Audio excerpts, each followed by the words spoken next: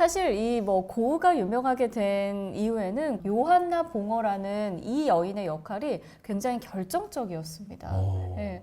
고흐는 사실 살아생전에 많이들 아시겠지만 유명세를 누리지 못했던 작가인데 굉장히 전략적으로 이 고흐를 알리는데 결국 지금의 고흐가 있게 된 거예요.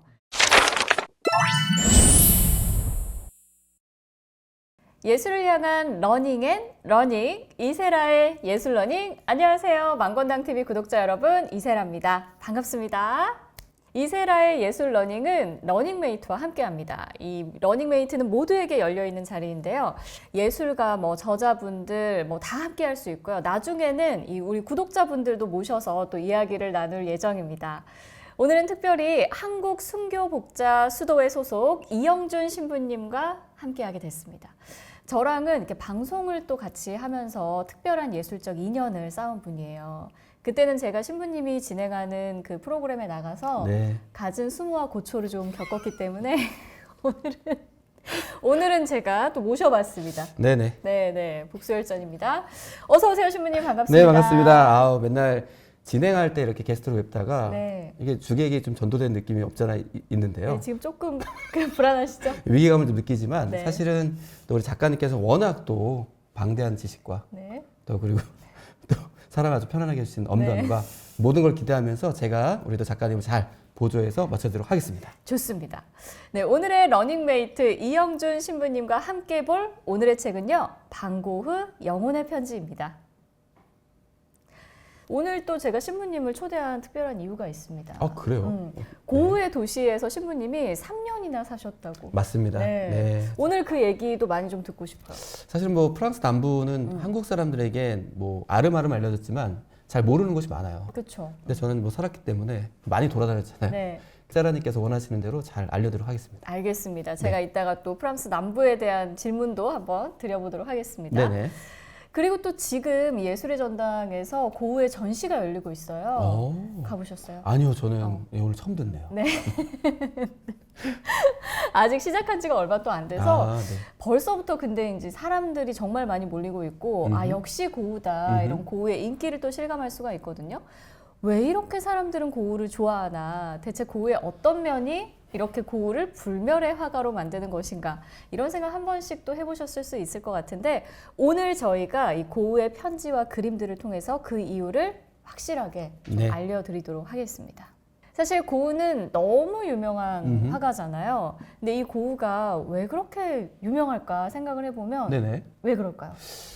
저는 사실은 고흐에 대해서는 유명세만 알고 있었어요. 고흐, 고갱이라든지 이렇게 유명한 사람들. 그렇겠지 하고 또 그 유명세 때문에 그림을 봤었는데 사실은 이 책을 보기 전과 그 본 이후로 완전히 나뉩니다. 저는 조금 이해할 수 있을 것 같아요. 고흐가 왜 유명한지. 맞습니다. 지금 좀 아끼고 싶고요. 알겠습니다. 그럼 뒤에 꼭 말씀해 주셔야 돼요. 꼭 말씀드릴게요. 사실 이 고흐가 유명하게 된 이후에는 고흐 본인의 재능도 물론 당연히 한 몫을 했겠지만 고흐의 제수 씨죠.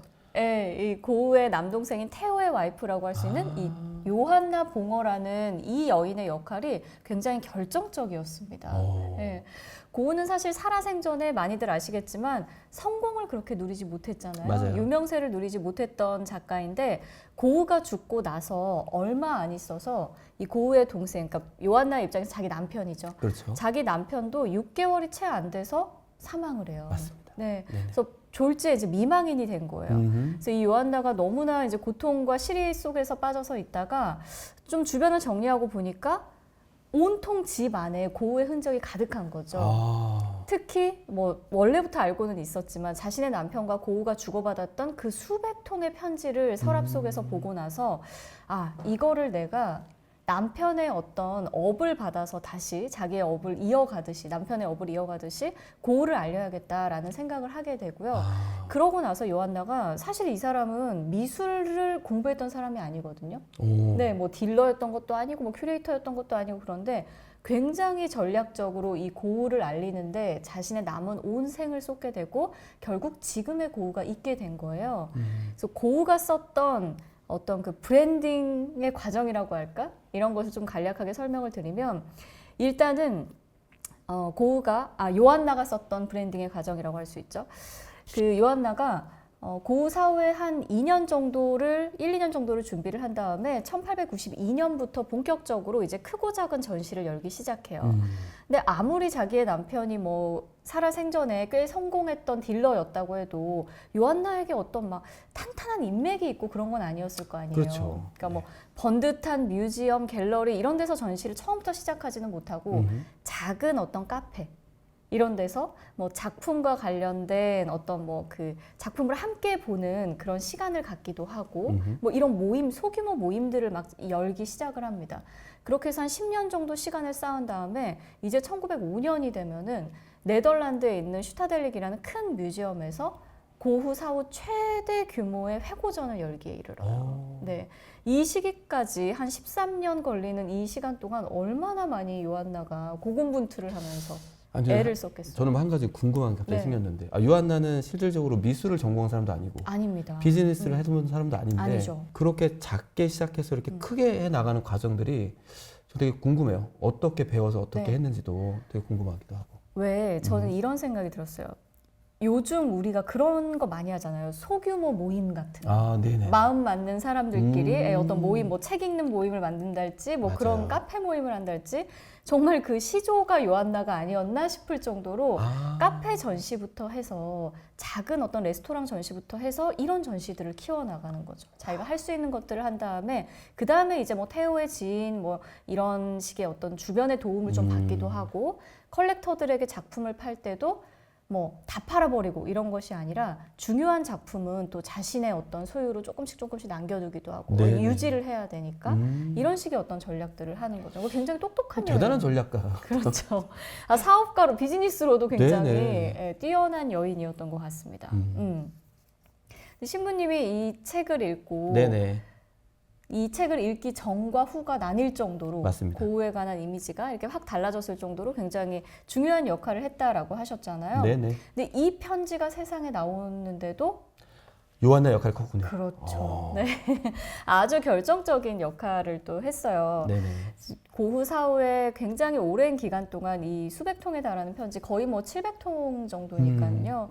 이 편지들을 분류를 하고 시기별로 분류하고 뭐 특히 이 편지는 영어, 네덜란드어, 불어 막 섞인 편지들이 많기 때문에 네네네. 그 모든 것들을 이제 번역을 하는데 요한나가 굉장히 애를 쓰게 되죠. 그래서 우리가 지금 보고 있는 이 편지들도 결국은 요한나가 영역으로 먼저 번역을 했기 때문에 또 우리가 볼 수 있다라고 할 수가 있습니다. 실제로 제가 또 프랑스에 있었을 때 네. 네덜란드 그 지역에 가면 그 네덜란드는 언어를 3가지를 쓴다고 들었거든요. 네. 실제로 프랑스어도 쓰고 영어도 쓰고 네. 또 독일어도 가끔 쓰는. 네. 근데 그런 혼재된 상황에서 이걸 영어로 번역한다는 것만으로도 요한나가 어찌 거죠. 보면 뭐 숨겨져 있는 천재가 아닌가 싶은데요. 네. 그런 재수 씨 있는 거 부럽죠? 너무 부럽죠. 네. 하지만 저에게 형수님이 계십니다. 알겠습니다. 네. 요한나는 하여튼 굉장히 독립적이고 뭐 그런 여성이었던 것 같습니다. 요한나 이야기 너무 잘 들었습니다. 근데 좀 한 가지 좀 질문이 갑자기 네, 생겼는데요. 요한나 이야기는 저희가 살펴볼 이 책에는 한 번도 등장을 안 해요. 등장하지 않죠. 아주 끝에 네. 뭐 결혼에 대한 이야기, 태호가 할 때 살짝 등장하고 네. 하는데 근데 이야기를 또 설명을 들으니까 이 책에 대한 이야기가 좀 확실히 좀 네. 이해가 되는 것 같아요. 오히려 질문보다는 감사하다는 말을 좀 드려야겠어요.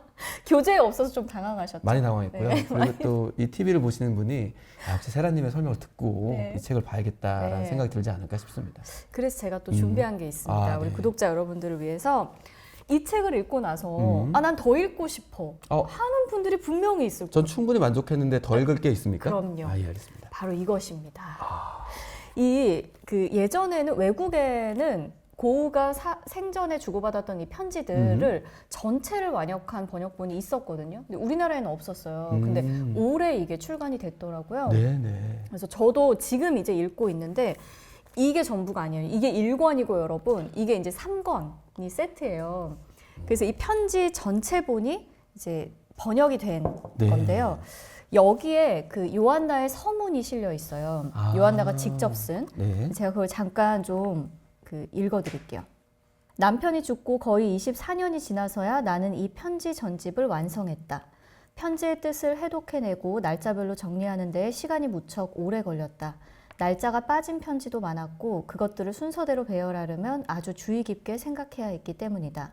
그러나 내가 더 일찍 출간할 수 없었던 또 다른 이유가 있다. 빈센트가 인생을 바쳐서 그려낸 작품들이 정당한 평가와 칭송을 받기도 전에 그의 성격부터 주목을 받는 건 옳지 않다고 생각했기 때문이다. 수년이 걸렸지만 마침내 빈센트가 위대한 화가로 인정받게 됐다. 마침내 그라는 사람이 알려지고 이해되어야 할 시간이 왔다. 부디 이 편지들이 세심하고 소중하게 읽히기를 바란다. 이게 1914년도 1월에 쓴 선문이에요. 그러니까 1914년도에 이 완역본이 출간이 됐거든요. 그러니까는 결국은 한 1892년도부터 이 요한나가 본격적으로 고흐를 알리는데 애를 쓰기 시작하는데 정작 이 편지본은 그로부터도 훨씬 더 시간이 지나서 1914년에 나오게 됐고 그 이유는 물론 편지의 양이 너무 방대했기 때문도 있지만 요한나의 의도도 있었던 것이죠. 작품이 먼저 주목받아야 되는데 워낙 이 편지에 있는 내용들이 강렬하기도 하고 굉장히 솔직하기 때문에 성격이 먼저 주목받을까 봐. 세심한.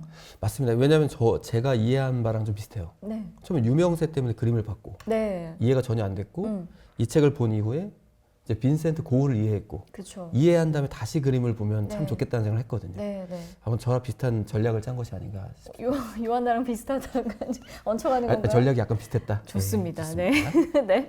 그래서 이 책도 이제 함께 또 보시면은 저는 굉장히 좋을 것 같아요. 근데 사실은 또 요한나가 그렇다면 이걸 다 정리하고 했을 텐데 뭐 편집뿐만 아니라 네. 그의 작품까지 다 정리했을 거라고 생각이 들어요. 네. 그렇다면 요한나가 가장 특별히 아낀 그림이 있다면 저 하나 소개 좀 해주시죠. 네. 요한나가 어떤 나는 고흐의 작품 중에서 이게 가장 소중해라고 직접적으로 언급한 기록은 없어요. 그러나 우리가 아마 요한나에게 이 작품이 좀 특별하지 않았을까라고 한 유추해 볼 수 있는 그림이 하나가 있는데요. 네네. 아마 이 그림은 많이들 또 아실 것 같아요. 아몬드 나무를 그린 그림입니다. 알죠. 네. 파란색 네. 배경이. 예. 이 그림은 1890년도에 그러니까 고흐가 사망하던 해에 그려진 그림인데요. 이게 어떻게 이제 요한나에게 갔냐라고 하면은 1890년 1월에 빈센트 반 고흐의 조카, 그러니까 테오의 아들, 유일한 외아들이 태어납니다. 맞습니다. 네, 이 아들에게 빈센트 반 고흐라는 이제 고흐의 이름을 붙여주죠. 테오가 자신의 형의 이름을. 네네네. 그러니까 자기의 이름을 딴 조카가 태어났다라는 말을 듣고 나서 고흐가 이 그림을 침실에 걸 선물로 그립니다. 네, 조카의 어떤 탄생을 축하하면서.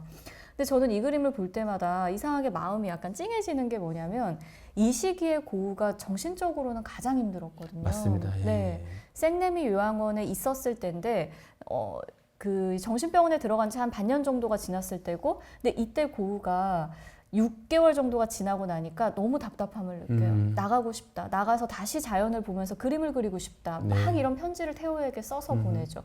그 무렵에 딱 그려진 게 저 아몬드 나무인 거예요. 그러니까 정신적으로는 가장 괴로웠을 때인데 저런 아름다운 그림을 그리고 나서 저 그림에 대한 설명을 하면서 자신의 어머니에게 보낸 편지에서 뭐라고 하냐면 다시 희망을 가져보려고 합니다. 라는 말을 합니다. 그래서 저 그림이 탄생됐군요. 네.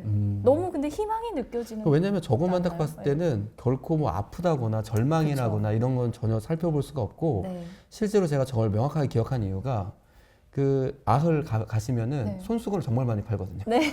대부분 저 그림이에요. 굿즈. 네, 굿즈에 네. 대부분 저것이 있고 그래서 이거 되게 익숙한 건데라고 했는데 내용을 알고 나니 그 의미를 알고 나니까 좀 새롭게 좀 보여준 그림이기도 그렇죠. 합니다. 네.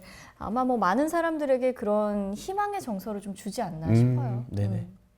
그러면 신부님이 가장 좋아하는 고흐의 그림은 뭐예요? 저는 이제 고흐의 거의 마지막 작품이라고 할 수 있는 네. 까마귀가 나는 밀밭. 기억하십니까? 내가 할랬는데.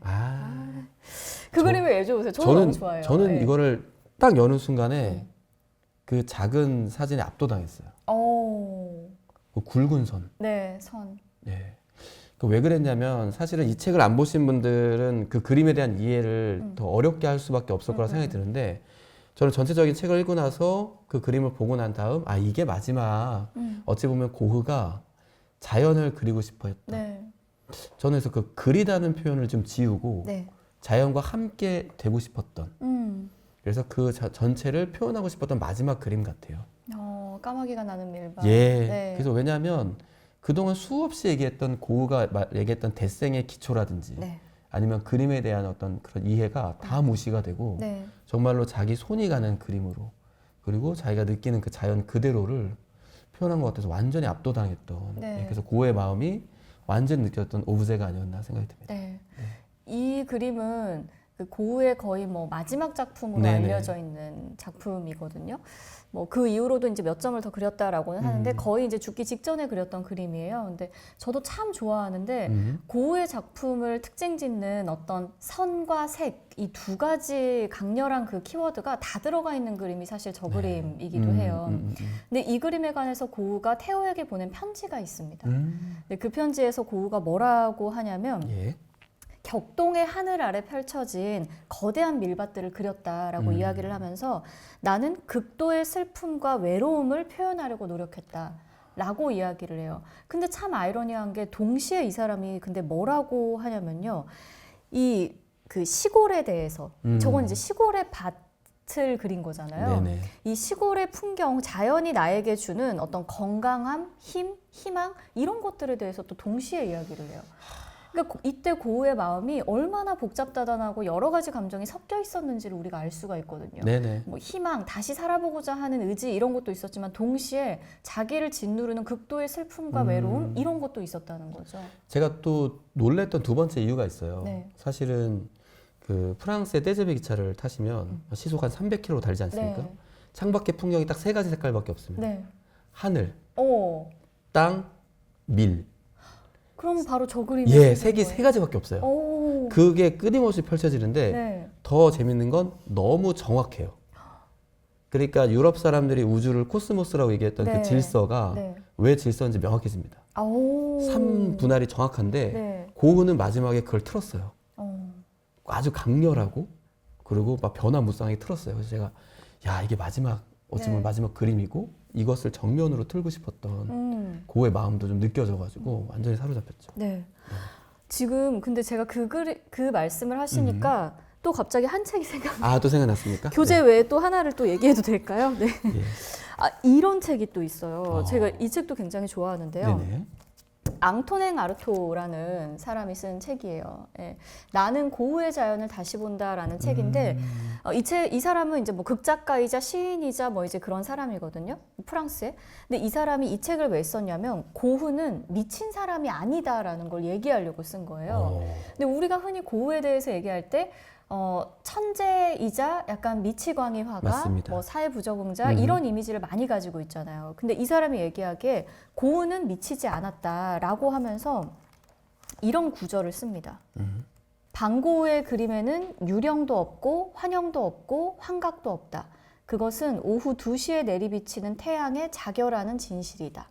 이런 그 글귀를 써요. 네. 신부님이 방금 그러셨잖아요. 그 떼제베를 타고 달리다 보면은 정말로 새 색깔밖에 없다. 맞습니다. 그러니까 고흐는 자기 눈에 보이는 것을 그렸던 사람이지 어떤 환상이나 꿈 안에 갇혀서 보이지 않는 것을 상상 속에서 그렸던 사람은 아니라는 거죠. 네네네. 네, 갑자기 그 말씀을 하시니까 네. 이 책이 또 생각이 났습니다. 맞습니다. 살지 않았다면 나올 수 없는 이야기인데요. 네. 아, 남프랑스에 또 오랫동안 거주하셨던. 맞습니다. 네. 네. 근데 그때 왜 남프랑스에 계셨어요? 아 그때는 뭐 저기 파견 요청이 왔었어요. 왜냐하면 선주교 신부님들이 많이 없으셔가지고 네.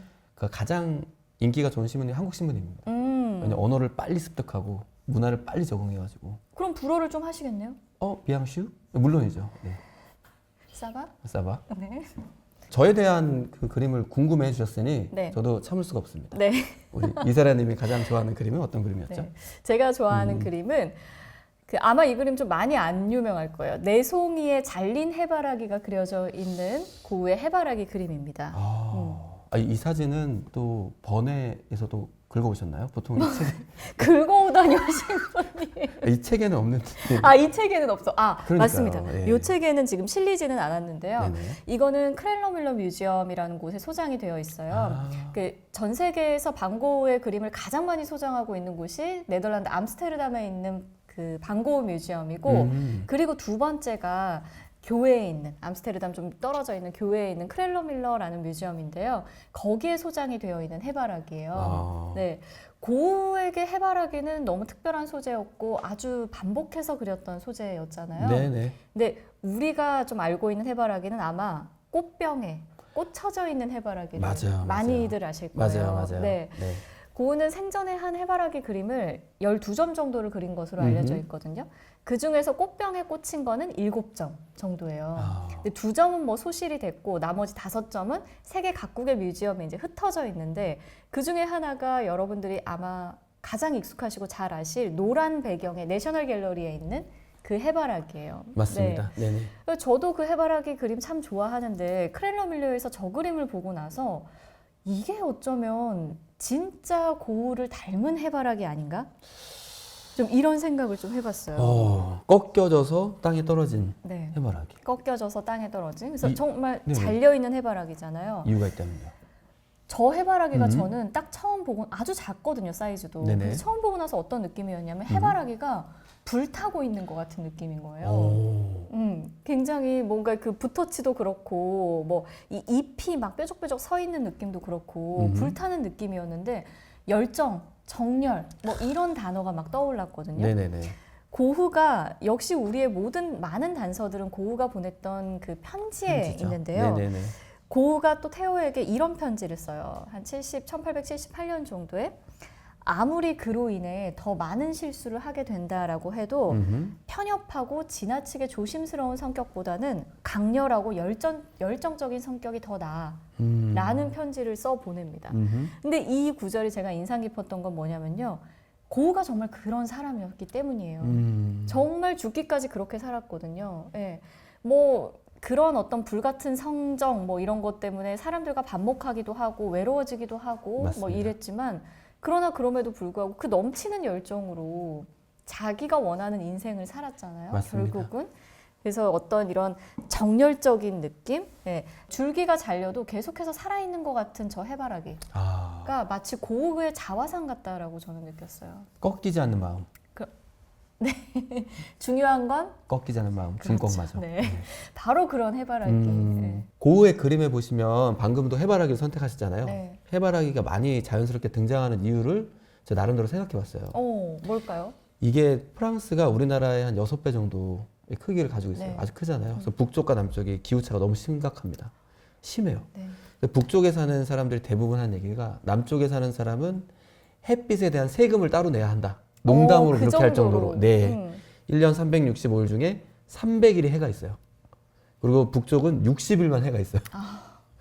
그래서 해바라기가 자연스럽게 많을 수밖에 없습니다. 네. 해를 따라가는 또 식물이기도 하고. 네. 그 실제로 근데 그 날씨의 영향을 많이 받아서 고흐의 화풍이 아를로 옮겨간 다음에 확 바뀌기도 하거든요. 맞습니다.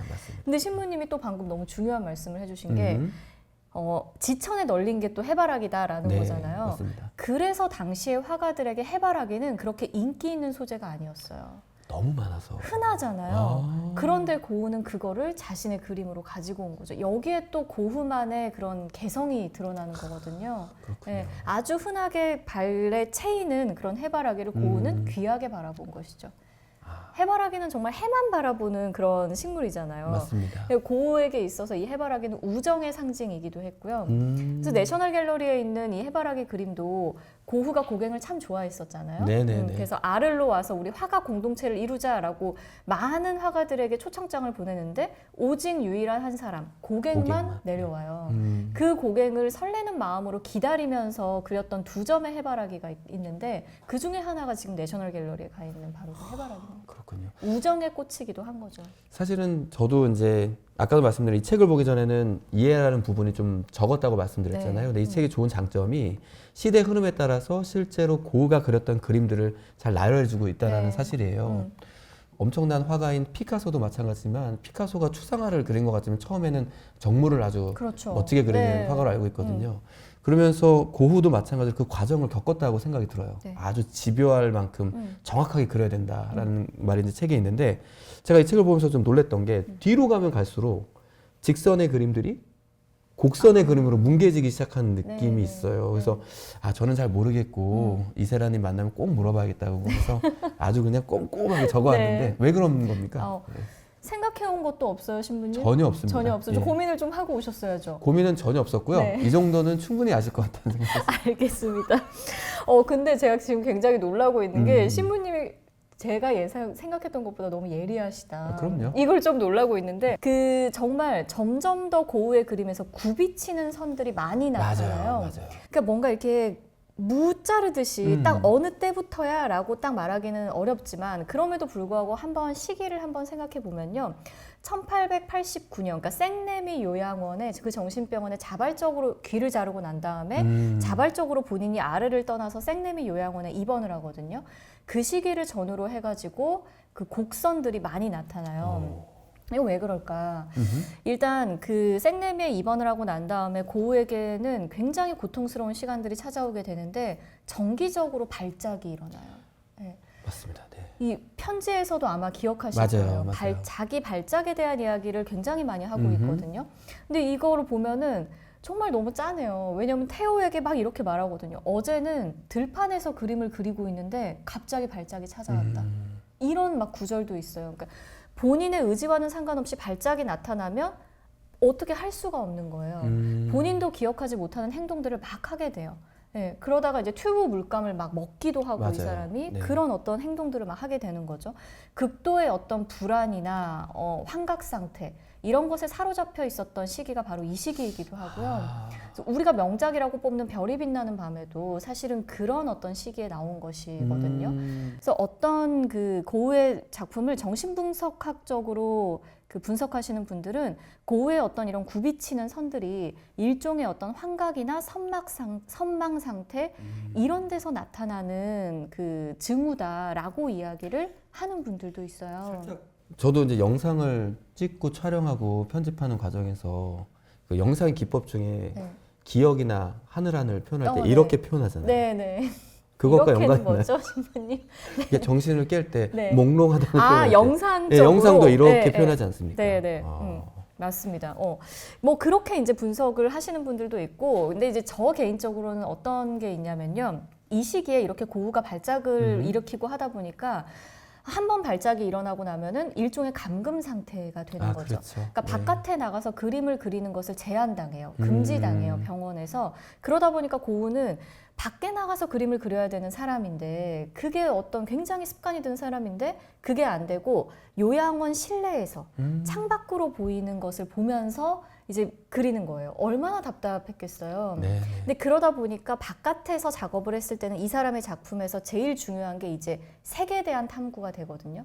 바깥에서는 햇빛이나 뭐 이런 것들에 따라서 색이 순식간에 변하고 고우는 그런 것들을 아주 예민하게 받아들였고 포착하려고 했던 사람이었던 거죠.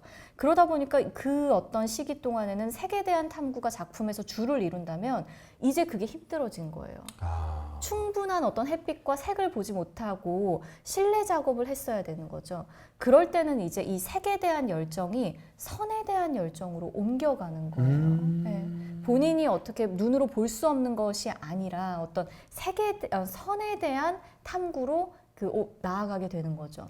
그래서 이 시기에는 고우가 바깥에서 작업을 할 때는 자연을 엄청 많이 그리고 뭐 맞아요. 이제 이렇게 되잖아요. 근데 이 시기에는 고우가 예전에 자기가 그렸던 작품들을 태호에게 부탁을 해서 드로잉을 보내달라라고 해서 그거를 똑같이 모사하기도 하고, 네, 들라크루아 같은 명화 작가들의 작품을 그대로 모사하기도 합니다. 네. 그러면서 이제 점점 더 선에 대한 그 어떤 필치나 이런 것들은 격렬해지는가 하면 색은 조금씩 죽어가는 네, 그 시기에 어떤 작품들이 나타나요.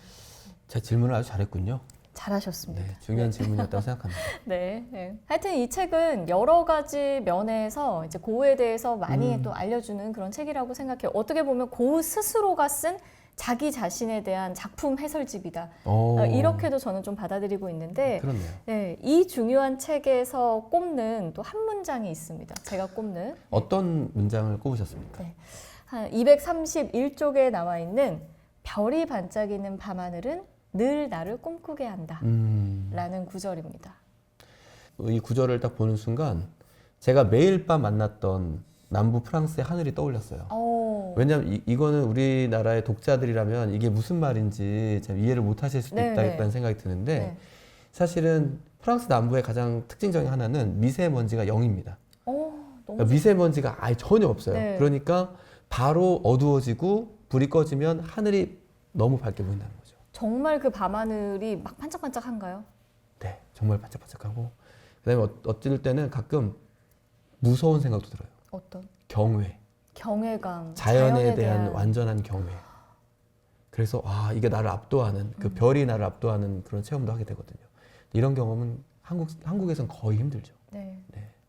저는 이 구절을 꼽았던 이유가 어떤 상황에서도 희망을 잃지 않았던 마음 한구석에서는 가장 절망하는 순간에도 마음 한구석에서는 계속해서 삶에 대한 희망을 가지고 있었던 고우의 성격을 잘 보여주는 것 같아서 이 구절을 한번 꼽아봤습니다. 지금까지 고우의 그림에 대한 이야기를 좀 나눠봤습니다. 우리에게 그 고우에 대한 어떤 이해를 좀 더 깊게 만들어줬던 이 편지에 대한 이야기도 좀 해보려고 해요. 네네. 저는 이 책을 읽은 사람만이 혹은 뭐 바꿔 말하면 고우의 편지를 읽은 사람만이 방고우를 이해할 수 있다. 맞습니다. 라고 좀 생각을 하거든요. 맞습니다. 네, 이토록 어떤 작가가 본인의 내면에 대해서 물론 이제 편지 글이긴 하지만 자세하게 설명해주고 있는 글이 뭐 어디서 선례를 찾아볼 수 있겠어요? 저는 좀 우리가 유교를 좀 따져보면 공자님, 네. 공자님이 툭 하고 던진 말씀을 제자들이 풀어내는 거죠. 그렇죠. 그건 제자들의 생각이잖아요. 네. 근데 반고는 자기가 그린 그림을 자기가 설명하고 있어요. 그러니까 맞습니다. 그 누구보다도 더 확실한 네. 설명이 아닌가 싶어요. 네, 저는 특히 뭐 반고의 대표작으로 꼽히는 작품이 있잖아요. 별이 빛나는 밤. 네. 아마 잘은 몰라도 이 그림에 대해서는 정말 많이들 보셨을 거고 들으셨을 거고 이런데 맞습니다. 심지어 그 별이 빛나는 밤에 관련해서도 이 책에 너무 많은 단서들이 막 나와요. 그 명작이 어떻게 탄생했는지. 일단 고우는 별이 빛나는 밤하늘을 그리는 것을 어떤 일생의 과업으로 삼았어요. 맞습니다. 이 사람이. 맞습니다. 네. 그 1880년대 후반에 아르에 내려가서 동료 베르베르에게 쓴 편지, 베르나르에게 쓴 편지를 보면요. 이런 구절이 나옵니다. 언제쯤 내가 정말 그리고 싶은 별이 빛나는 밤하늘을 그릴 수 있을까? 라고 물어봐요. 그러니까 화가로서 꼭 마지막에 달성하고 싶은 소재, 그림이 그거였다라는 거죠. 근데 결국 그것을 이루고 고우는 떠나게 되고요. 네. 아까 제가 이 책의 가장 인상 깊었던 구절 중에 하나로 별이 반짝이는 밤하늘은 늘 나를 꿈꾸게 한다 라는 이 구절을 읽어드렸는데 그 편지에서 고우가 동시에 이런 이야기를 또 하기도 해요. 뭐 타라스콩이나 루앙에 가려면 기차를 타야 하는 것처럼 별까지 가기 위해서는 죽음을 맞이해야 한다. 죽으면 기차를 탈 수 없듯 살아있는 동안에는 별에 갈 수 없다. 증기선이나 합승마차, 철도 등이 지상의 운송수단이라면 콜레라, 결석, 결핵, 암 등은 천상의 운송수단일지도 모른다. 이게 저는 충격적이었던 게 암, 결핵, 콜레라 이런 것들을 별까지 내가 그토록 꿈꾸는 별까지 나를 실어다줄 운송수단으로 인식하고 있다는 거잖아요. 그러니까 어떤 병이나 고통이나 죽음이나 이런 것을 고우가 완전히 다른 차원으로 지금 인식하고 있는 거거든요. 저는 사실 이 대목 읽으면서 몇 년 전에 돌아가신 저희 할아버지, 함께 살고 있던 할아버지 수사님의 말씀이 기억이 나요. 이제 거의 죽음을 직감하는 거예요. 사람이 이제 죽음을 직감하거든요. 매번 같은 소파에 앉아 계셨어요. 딱 창밖을 보는데 비가 오고 있었거든요. 딱 보시더니 빗방울을 타고 천사들이 내려온다. 그리고 다음날 돌아가셨어요. 그러니까 이게 저는 무슨 말인지 알겠어요. 고우는 과연 이것을 알고 썼을까? 라는 생각이 들 정도로 그러니까 영의 세계와 육의 세계를 그 예술을 통해서 관통하지 않는 이상은 이 표현을 할 수가 없거든요. 두 번째는 진지한 고민들을 했었을 것이다. 삶 안에서. 그렇지 않으면 이런 표현을 쓸 수가 없는데 저는 그래서 이 표현을 보고 아주 깜짝 놀랐던 상황입니다. 어떻게 좀 통했네요? 아 그래요? 어쩌려고 처음이네요. 처음이네요. 처음 통한 것 같아요. 그럼 신부님은 고우의 어떤 편지가 가장 좀 인상 깊으세요? 저는 아주 충격을 받았어요. 이 책을 보면서. 아까도 제가 서두에 말씀드렸지만 보통 예술가는 감정에 미친 사람들이다 라고 생각했어요. 그렇죠. 감정적인 것 같고. 예, 대단히 감정적이고 그리고 예민하고. 네. 근데 고우는 지나치게 이성적인 사람이다. 고우가? 예. 영화로 치자면 위플래시의 감독 같은 사람이다. 정말요? 네. 박자를 정확하게 쪼개야 되는. 그래서 저희 형은 이제 과학자인데 형이 얘기할 뭐라고 얘기했냐면 감동은 정확한 완벽한 이성에서 나온다고 표현했어요. 오케스트라를 상상해봐라. 그 중에 한 명이라도 엇박을 치면 그 오케스트라는 망하는 거죠. 그렇죠. 그러니까 정확한 이성의 끝이 감동이다. 저는 그걸 고우에서 봤어요. 어떤 대목에서요? 선을 그리고 정확하게 데생을 하고 그리고 태호에게 보내는 편지를 보시면 정확하게 현실적이에요.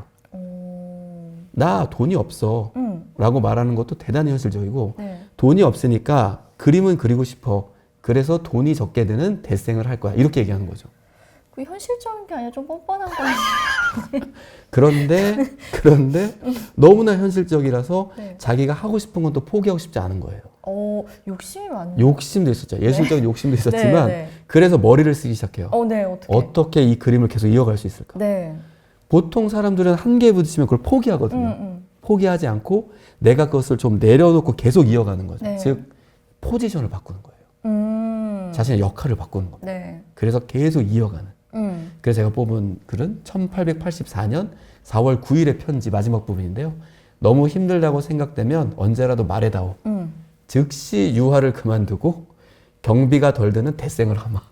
저렇게 말하면 누가 말을 할 수 있어요? 아니, 그래서 네. 제가 고흐라면 너무 힘들다면 나는 그림을 안 그릴게가 정답이라는 거죠.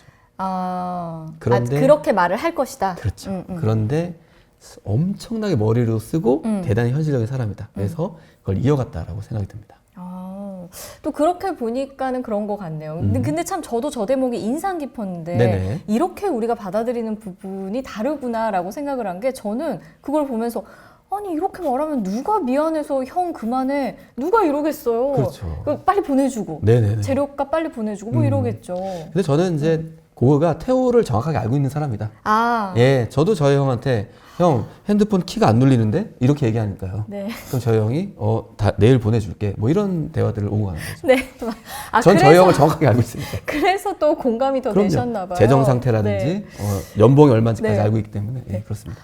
근데 이 책이 제가 그거를 말씀을 안 드렸어요. 저는 이 책을 그 개정판 전 걸로 제가 봤었는데 몇 년 전에. 네네. 근데 이게 새롭게 나오면서 뭐가 다른 점이 있냐면 이제 태호의 편지가 뒤에 이제 추가가 좀 됐거든요. 정말 그 태호의 편지를 보면 태호가 어떤 사람인지를 알 수가 있어요. 정말 천사인가? 이런 생각이 저도 이 얘기 할 얘기 진짜 많아요. 네. 전반부에서는 네. 태호의 기록이 안 나올 땐 태호가 짜증난 상태라고 이해했어요. 그쵸. 대단히 저도 그랬을 줄 짜증나겠다. 알았어요. 예, 네. 너무 현실적이니까. 근데 뒤에 보니까 천사더라고요. 천사예요. 네. 막 오히려 고우를 막 복돋아주면서 형 너무 힘들어하지 마. 형 같은 그림을 누가 그릴 수 있어? 이러면서 너무 막 복돋아주고. 네. 내가 팔아볼게. 네. 50프랑을 먼저 보내. 얼마 천사입니까? 네, 그거 찍어서 형한테 보내주신 거 아니죠? 저 형은 잘 보내고 있으니까. 네, 알겠습니다. 괜찮습니다. 네, 알겠습니다. 좋습니다. 네. 근데 이 편지를 봐도 이제 우리가 그런 걸 느낄 수 있는데 고흐가 정말 많은 생각과 정말 많은 고민을 하는 사람이라는 거 우리가 알 수가 있어요. 근데 이거를 한번 또 우리가 물어볼 수 있을 것 같아요. 그러면 고흐가 평생에 걸쳐서 던지려고 했던 혹은 해결하려고 했던 어떤 질문은 뭐였을까요? 저는 이걸 보면서 사실은 이제 신부가 되기 위해서는 두 가지 공부를 해야 합니다. 어떤? 신학과 철학을 해야 돼요. 신학은 이제 신에 대한 학문을 연구하는 거지만 네. 그럼 왜 철학을 하느냐? 철학은 인간에 대한 학문이거든요. 네. 그 신에 대한 학문을 인간에 대한 언어로 표현하기 위해서는 철학을 반드시 해야 돼요. 그리고 철학은 인간의 언어로 자연을 해석했던. 그러면 수학자는 세상을 수학으로 해석하고 네. 물리학자는 기호와 수로 해석하겠죠. 저는 그래서 고흐는 자신이 알고 있는 그림으로 세상을 해석하고 싶었던 것 같았어요. 그래서 나는 이 그림으로 이것이 세상이고 자연이야 라고 끊임없이 자신의 그림을 편지 안에서 설명하고 있다는 생각이 들었어요. 그래서 고흐가 썼던 세상을 바라본 언어는 그림이었다. 그래서 그 그림으로 끊임없이 세상을 고민했던 네. 그 흔적들이 이 편지 안에 그대로 남아있어서 네. 저는 사실 그림을 보다기보다는 이 사람이 그림으로 무엇을 이야기하고 싶었는가를 더 깊게 주목했던 네. 책이었습니다. 철학 이야기를 하시니까는 고흐는 정말 저는 철학자인가? 이런 그러니까요. 생각이 드는 구절들이 참 많이 있었는데 네네. 이런 구절을 남기기도 하거든요, 고흐가. 우리는 삶 전체를 볼 수 있을까? 아니면 죽을 때까지 삶의 한 귀퉁이밖에 알 수 없는 것일까? 네. 이런 고민들을 했던 사람이라는 게 그림에서도 사실 잘 드러나고 이 편지에서도 맞습니다. 너무 잘 드러나는 것 같아요. 맞습니다. 네, 그래서 저는 고흐는 결국에 세상에 대한 사랑을 이야기했다라고 생각이 들어요. 네. 그래서 뭐 작가님께 질문을 좀 드리고 싶네요. 네. 어찌 보면 대답하기 상당히 힘든 질문일 수도 있고 그렇다면 꼭 해야 될까요? 얼마나 사랑에 대한 진지한 네. 고민하시는지도 묻고 싶기도 하고요. 네. 고은은 세상을 사랑한 겁니까? 아니면 사랑하려고 노력한 겁니까? 너무 사랑한 사람 같아요.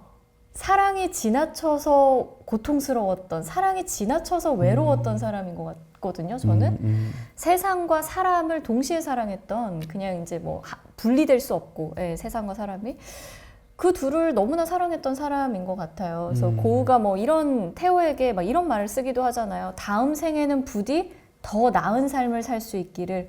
마음 아프고 아주 쓸쓸하게 이런 구절을 남기기도 하지만 그럼에도 불구하고 저는 고우가 죽을 때 자신의 삶을 절대 후회하지 않았을 것 같아요. 결국은 생각해 보면요, 고통스러운 삶이었지만 원하는 거 다 했던 삶입니다. 또 그렇게 보니까 그렇네요. 네. 그림을 너무나 그리기를 원했고 정말 천운이에요. 그렇게 했어요. 그런 동생과 이 동생을 만나서 그림을 그릴 수 있었고, 심지어 죽고 나서는 또 그런 재수 씨를 만나서 그림을 알릴 수가 있었고요. 어떻게 보면은 삶 자체는 고통스럽고 참 그런 인생이었을지 몰라도, 그러나 고우의 입장에서는 원하는 것을 마음껏 하다 간 그런 삶이었다. 그리고 저는 무엇보다 고우가 감동스러운 것은 그럼에도 불구하고 사람을 계속 사랑했다라는 거거든요. 고우는 인물화를 정말 많이 그렸어요. 본인도 뭐라고 말하냐면, 나는 죽어있는 어떤 유명한 건물이나 이런 것을 그리는 것보다 살아있는 사람을 그리고 싶다라고 말했고, 실제로 그렇게 하거든요. 네네. 그가 남긴 무수한 초상화 중에서 제가 참 좋아하는 초상화는 자신의 친구 우체부 룰랭을 그린 초상화예요. 그렇죠. 네, 룰랭 기억나세요? 기억납니다. 네네. 그 룰랭이라는 인물은 아르레에 있었을 때 만났던 친구인데, 그러니까 시골의 우체부인 거죠, 이 사람은. 그래서 뭐 고우는 돈이 없었기 때문에 룰랭을 비롯해서 룰랭의 가족들을 모델로 많은 그림들을 그려요. 맞아요. 룰랭의 초상화도 정말 많이 그리는데, 제가 가장 좋아하는 거는 역시 크렐러 밀러 뮤지엄에 소장이 되어 있는 룰랭의 얼굴을 이렇게 좀 클로즈업해 있는 녹색 바탕에 꽃이 흩뿌려진 그런 그림이에요. 어떻게 이렇게 그 녹색 눈과 녹색 바탕과 이런 것들을 보다 보면 이 사람을 얼마나 사랑하는 마음으로 고우가 이 그림을 그렸는지가 느껴집니다. 네.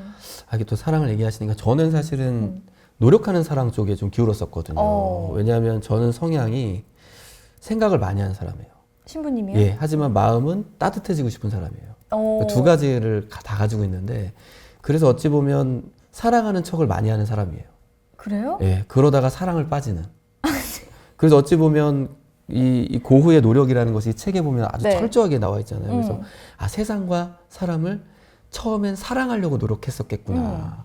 사랑해야지만 한다는 생각으로. 그러다 보니 진정으로 사랑이 무엇인지를 깨달은 자.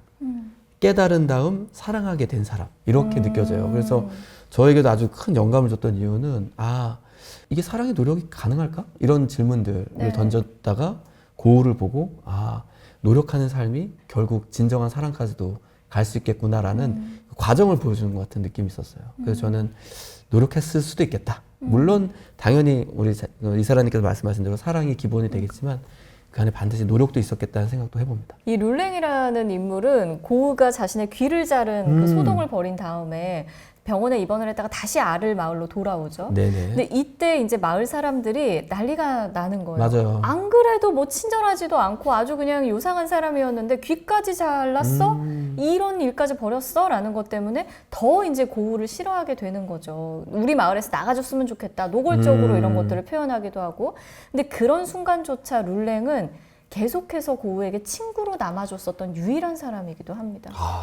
그러니까 뭐 사랑에 대한 대표로 룰랭을 꼽은 이유가 있었군요. 그렇죠. 사랑과 우정과 존중과 신의 이런 것들의 어떤 대표이지 않았을까, 고우에게 룰랭은. 네.